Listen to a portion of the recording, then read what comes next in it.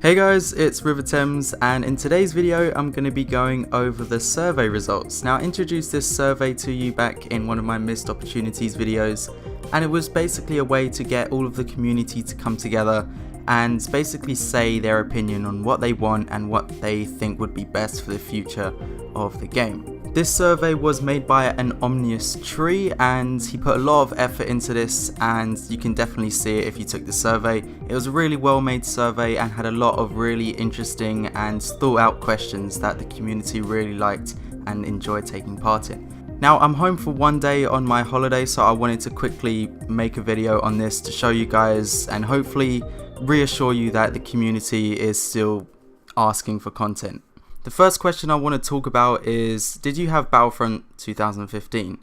And the majority is yes. So that means we are used to a lot of DLCs. We are used to 4 DLCs, 4 maps within that DLC, 2 heroes, blasters and star cards, a lot of which we haven't received for Battlefront 2.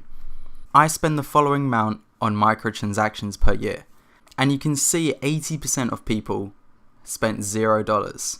For me, this has got to be because they're just not released enough. You know, April had a massive bunch. Then the Han Solo season had some skins. $0. It's because there's such a gap between microtransaction releases that people just have so much time to earn credits for those skins. They don't even, think about having to spend crystals because they just have so many credits. And, why not save money? So that just shows that DICE, you're going to have to step up the skin release windows. They can't be as far apart as they want if people are going to be willing to spend money on microtransactions. Should species be locked to specific classes? For example, specialist class can only be the Twi'lek, and 70% of us have said no.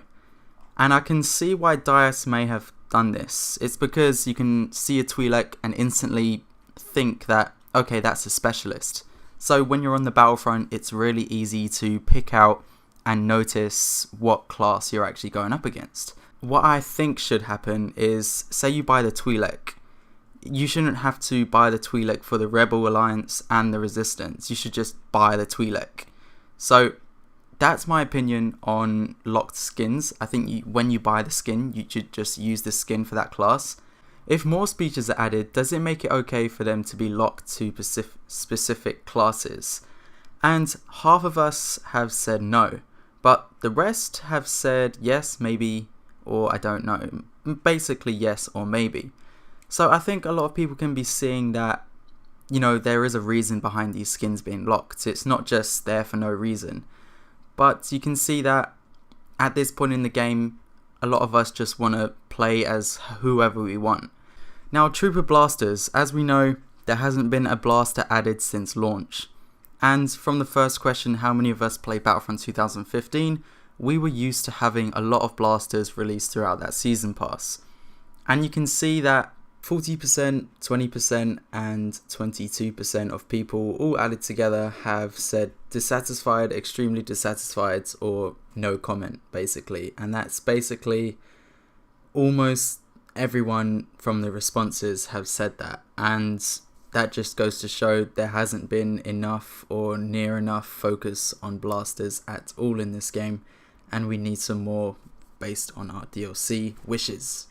And then we go on to variety, and the most is 33% saying that they're somewhat dissatisfied with the variety of Trooper Blasters, and I can agree with that. I think the DC-15A for the clone troopers is exactly the same as the E11. They sound the same, has the same fire rate, they're the same thing. This one was an interesting one. If new Trooper Blasters were to be added, how do you want to unlock them? And 48% of us have said class kills and weapon kills. And I'm actually going to have to disagree with that. If a new blaster was to be released, I don't then want to spend so much time just basically doing what I've been doing for the past 8 months, just playing the game basically. I feel like I'm not really working towards anything, I'm just playing the game for kills. In my opinion, I would like the return of HUT contracts.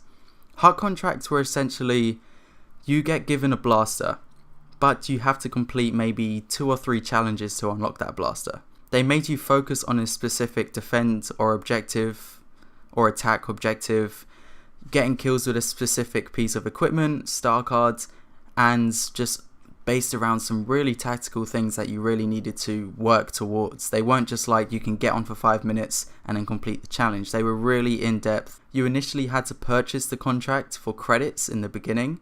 So I think it's perfect. Why not implement credits and a hot contract to say that, you know, here's another feature you can use with the credits. You don't just have to wait for skins, because skins, they're the only thing we can use for credits right now.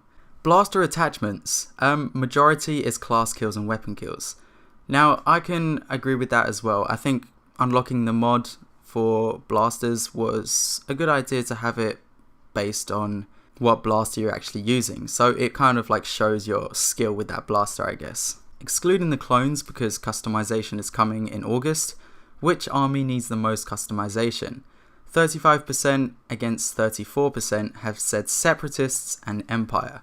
I completely agree, hands down. There's definitely got to be some customization for our dark side friends. The Empire can have great customization. Death Star troopers, shock troopers, shadow troopers, all kinds of things. Separatists, just go into the Clone Wars series and you're given hundreds of Separatist droid armors and it's brilliant. So I can definitely agree with that. A quick one, the majority of the community finds that blasters and trooper skins are the most important addition they want to trooper classes right now. Star cards and blaster attachments are average, but trooper skins and blasters are definitely something people want to work towards, and I completely agree. Do you want more ground vehicles or air vehicles? For me, it's got to be the ground vehicles, but you can see the majority of the community want a mix of both, but mostly ground vehicles. Not many people voted for just air vehicles themselves, and I think because ground vehicles, Battlefront 2 excels in the infantry combat. The starfighters, they're kind of out of the way. I think air vehicles is just something to give that Star Wars vibe. For example, the N1 Starfighter, it's not that useful, but it's brilliant to play in. Skins for vehicles, and a lot of us want skin for vehicles. Personally, I don't really care. I'd happily take a new vehicle over a skin for a vehicle, but like I said, that's just me. But you can see that there's people in the community who do want skins, a mix of both, and ground vehicles and air vehicles. So skins for vehicles, for me, it's not a priority. I think there's many things in the game that should be in the game first, but something that could maybe be implemented if there is some time spare. For troopers, do you want to receive simple skins more often or epic skins less often? Now this is a really good question. I've mentioned in my missed opportunities that there are so many assets in the game that are basically collecting dust. Campaign, you know, taking jackets off of heroes and basically simple modifications. It's great to see that a lot of people actually agree with me on that. Receive simple skins and basic skins more often. And I completely understand why. We just want something to do. Credits, like I said, we have nothing to do with credits right now, except buy skins. And the game, everything in the game, the only thing you're working towards right now is credits. Yeah, you can level up your star cards, but majority of us have star cards that we're going to stick with. We don't really need to swap them out. So to have more skins more often is just the perfect example. But then again, 63%, the majority have said they both want epic skins less often and simple skins. And for me, that's perfect. You know, the stuff from the campaign, like I'm just going to say it's not hard to bring it into multiplayer in my opinion.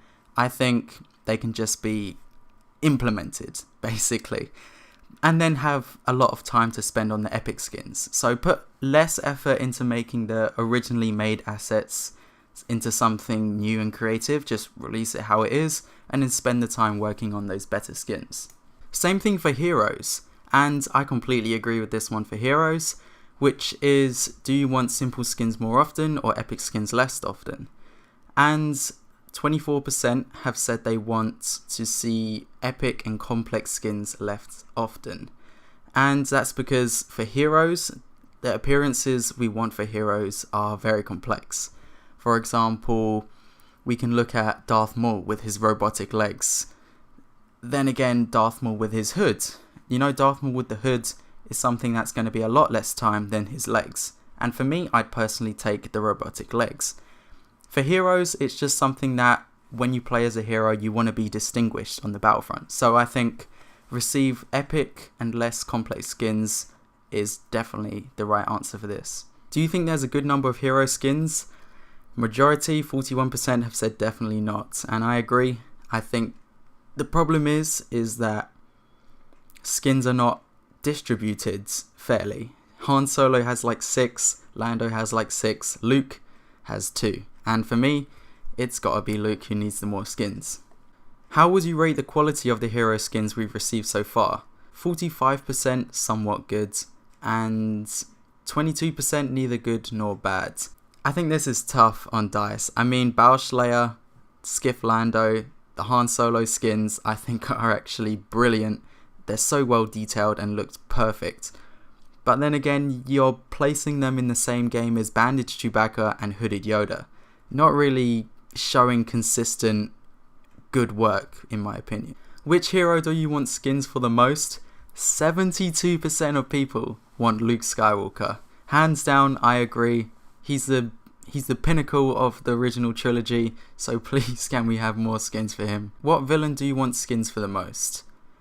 48% want Darth Maul, and in second is Darth Vader. But Darth Maul, again, Darth Maul is by far the coolest one. I just said you can have hooded Darth Maul and you can have the robotic legs. Definitely skins I want to see for Maul as well. What campaign map would you like to see added? And it's actually pretty fairly split. And what I can see from this is everyone loves the maps from the campaign. Pilio, Scarif, Sullust and Vardos. Everyone wants something from the campaign. So DICE, please stop making those assets collect dust and bring them into the game. It's very different than porting over from Battlefront 2015. Do you want to receive more ground maps or space maps? 62% ground maps, and like I said, I think Battlefront 2 excels in the ground combat compared to the space maps. So I think that's fair enough. Should there be more casual game modes such as Ewok Hunt? 65% have said yes. Definitely agree with you guys. Ewok Hunt was brilliant, we just need more variety. 72% of us want an Order 66 Jedi Hunt mode. Definitely, hands down, that would be one of the best modes we could possibly have in the game. But in second is Wampa Hunt and Geonosis Hunt. Both of those are really cool as well. Wampa Hunt I think would be great. Being able to play as a Wampa slashing around would just be brilliant. Which hero side do you prefer to play on? 71% of us have said the dark side. And I completely agree. I think the dark side is much better than the light side, unless you've got Chewbacca on your team. But I think this shows that there needs to be some balancing and buffs due to the light side heroes. A very simple question, but something that you can clearly see there's an issue with. Are you open to the idea of a neutral hero, plays for either the dark side or the light side? 62% have said yes, as well as 19% saying maybe. So that's basically, you know, over 3/4 of people saying yes. And Cinematic Capture's actually the guy that takes all of the thumbnails for a lot of people in the community, makes brilliant cinematics and videos. He's actually designed an idea of how to do this. So when Anakin releases, he could have a dark side skin and a light side skin. And as we know, Iden has a light side and dark side skin. The light side skin being from the Rebellion in the campaign. And he said, if Iden's picked, then Anakin can be picked for the other side. And I think that's a really cool implementation of how to do it. So shout out to him for coming up with that, really. Now this one, a lot of us, what hero do you want to see the most? 28% Ahsoka Tano, and then Mace Windu, and then Captain Rex, Qui-Gon Jinn, Padme Amidala. So you can see Ahsoka Tano and Mace Windu are the top 2 heroes our community, based on 17,000 responses, want to see from the game. Opposed to what villain do you want to see the most? 25% Asajj Ventress. Asajj Ventress I think would be brilliant to go along with Ahsoka because they're both dual-wielded lightsabers heroes. And, you know, you could have Ahsoka as Anakin's apprentice, and then you can have Asajj as Dooku's apprentice. When I want my Battlefront concerns to be heard, I voice my opinions mostly on Reddit. And I think this is because majority of the responses are from Reddit, so obviously. But for me, it's got to be YouTube and Twitter. But unfortunately, I don't feel like my opinions are being heard too much, even though I'm a game changer, which is quite frustrating. So hopefully this survey is going to bring some light onto what the community actually wants. If DICE release a behind the scenes, and this was something our community manager Ben was talking about, kind of doing live streams from the DICE office, and 8,800, basically 9,000 of us want to have a question and answer discussion with developers. I think that's perfect. We want to understand what's going on, and we just want to have a discussion. We need to get to the bottom of what's happening to our game. Over 13,000 of us want to have a era or map selector. 100% for me, map selector. I just want to find a map and get into it. Private matches, yep, private matches are definitely something I want to see. Over 8,000 of us want that as well. Overall, what do you think is the importance of each feature in the game? Map selector is extremely important for our community. Feedback system to report bugs is extremely important. We need a better outlet than just complaining on Reddit. Private matches are extremely important, and server browser extremely important. So I completely agree with all of that. We need a server browser in the state the game's in, especially with the ping site issue consistently coming up. If you could have one thing added to Battlefront 2, what would it be? Majority of people, Galactic Conquest, and then Conquest in general. Then more maps. Ahsoka Tano, actually. Ahsoka Tano is actually completely just by herself right there. So you can see a lot of people are begging for Ahsoka and some kind of conquest. So that was a long video. I hope you guys enjoyed it. I mean, it wasn't really to be enjoyed. It's kind of just to get out the concerns of the community and really show you guys what everyone is thinking, and if they're thinking the same thing as you, then I'm glad all of us can come together and agree on something. I did miss out some of the questions as I didn't feel they were important to cover in the video, but a lot of them were really good and answered to what I'd expect them to be. If you want to see the full survey results, I'll leave it in the description, but let me know all of your comments and concerns, your ideas and stuff for the game in the comment section, and I'll read through all of them. Now, this is going to be the last video for a week as I'm going back on holiday, but after that I'll be back for the August update. Thanks for watching, it's been Riva, and I'll see you in the next video.